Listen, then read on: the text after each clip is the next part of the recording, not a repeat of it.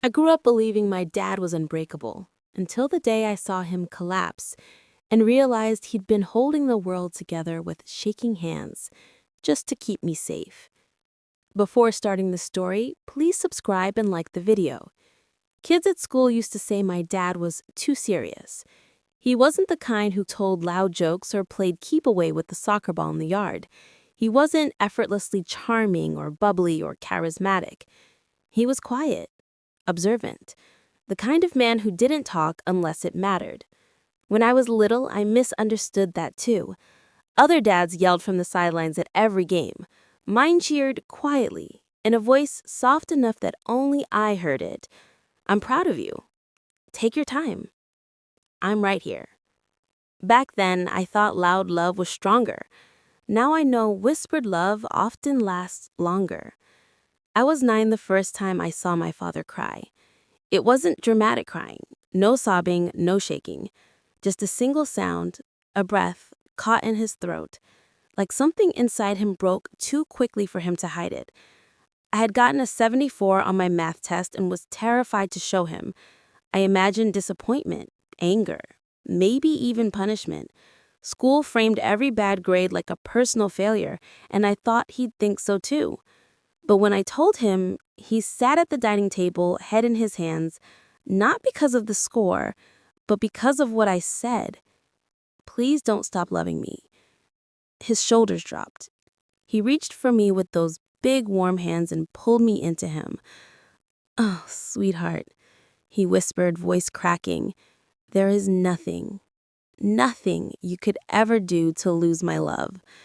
His tears landed on my hair like tiny hot raindrops. It was the first time I realized something important. My father wasn't born a protector. He learned it. He chose it. And the cost of choosing love is the constant fear of losing it.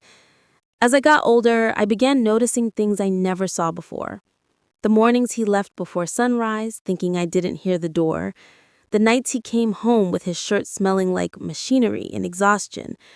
The way he sat in the car for a full minute before walking into the house, breathing deeply, composing himself, turning into dad instead of the man the world had been beating all day.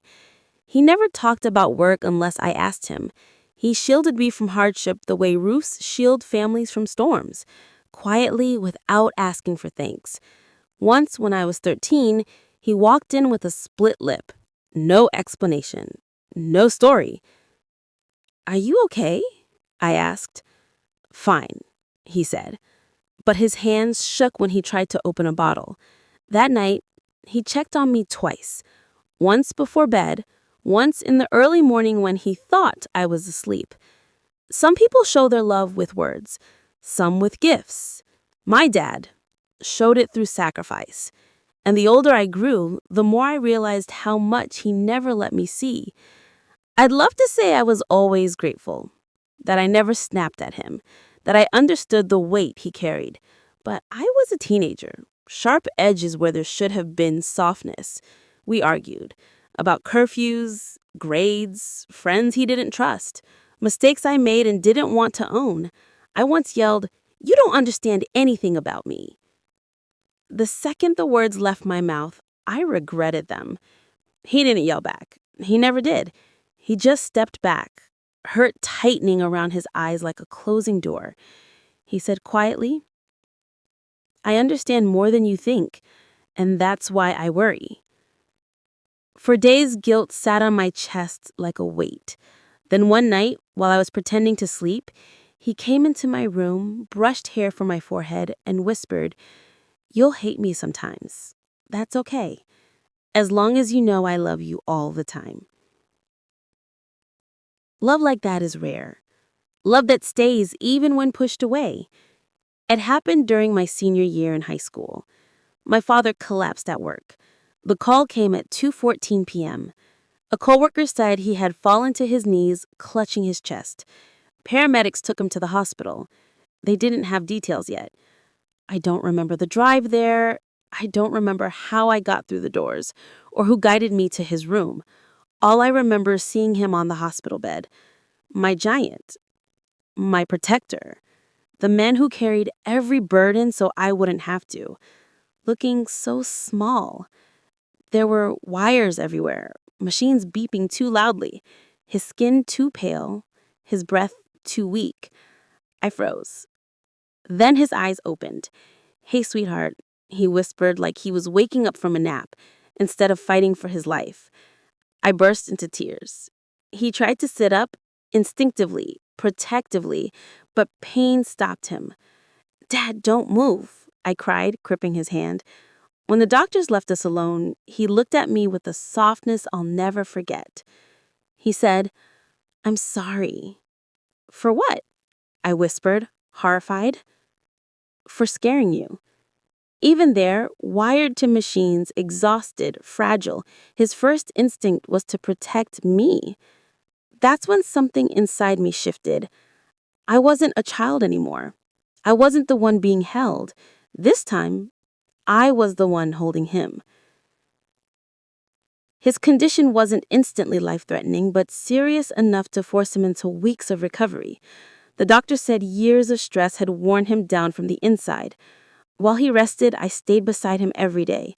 I became the hands that made sure he drank water, the voice that reminded him to rest, the person who caught him when he tried to get out of bed too soon. One evening, he sighed and said, "You shouldn't waste your time sitting here. You have school, a life, friends." I took his hand, the hand that had held mine 1,000 times before, and squeezed it gently. "I'm not wasting anything," I said. "You spent your whole life taking care of me. Let me take care of you for once." He looked away quickly, blinking hard. I never seen him embarrassed to need me. Never seen him like someone trying to step out of the way of his own vulnerability. "Dad," I said softly, "you don't always have to be strong." "He does," he whispered, "for you." I said, "You already were. Now it's my turn." His shoulders trembled. Then he did something he almost never did. He cried. Not silently this time, not carefully, but openly, with all the weight of a man who had spent years pretending he didn't carry any. I held him, smoothing his hair, whispering the same words he whispered to me after bad dreams. "I'm right here. I'm not going anywhere." It was the first time I realized something I wish I had known sooner. Sometimes the strongest thing you can do is let the people you love help you stand. When he came home from the hospital, life slowed down. He took the time to breathe, to rest, to walk instead of run, to live instead of endure. And for the first time, I got to know him, not as the giant who held up the sky, but as the man who lived underneath it. I learned he loved old Western movies.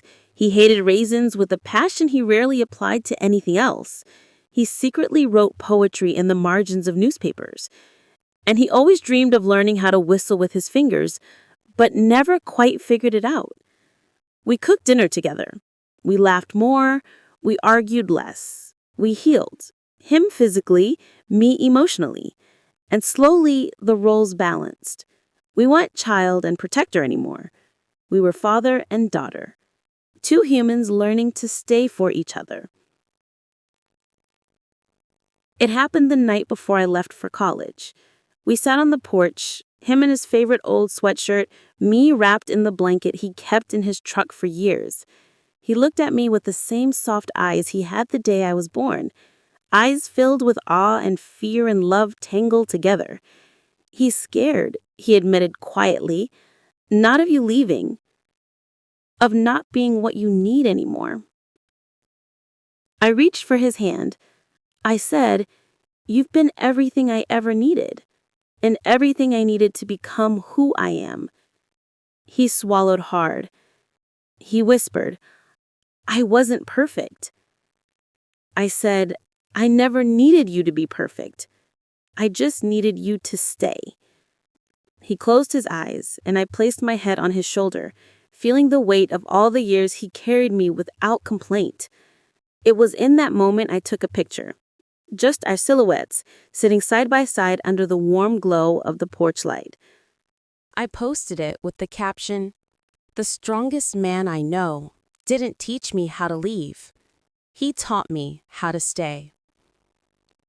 Within a week, the post had over 1 million likes. People from all over the world shared stories about their own fathers. The heroes, the flawed ones, the absent ones, the ones they missed dearly. Our moment became their moment. Our story became a chorus of love and healing. My dad didn't understand why it went viral. "It's just us," he said shyly. "That's why," I smiled. People forget that ordinary love is still the most beautiful kind. I call him every night from college. Not because he asks, because I want to. Sometimes he tells me about his day. Sometimes he reads me one of his newspaper margin poems. Sometimes we sit on the phone and say nothing at all. But every call ends the same. "I love you, sweetheart." "I love you too, Dad." Love like that doesn't fade. It doesn't weaken. It doesn't run out. It stays. Just like he did. Just like I learned to. If that story gave you chills, drop a like, subscribe, and comment so I know you made it to the end. I've got another one. See you then.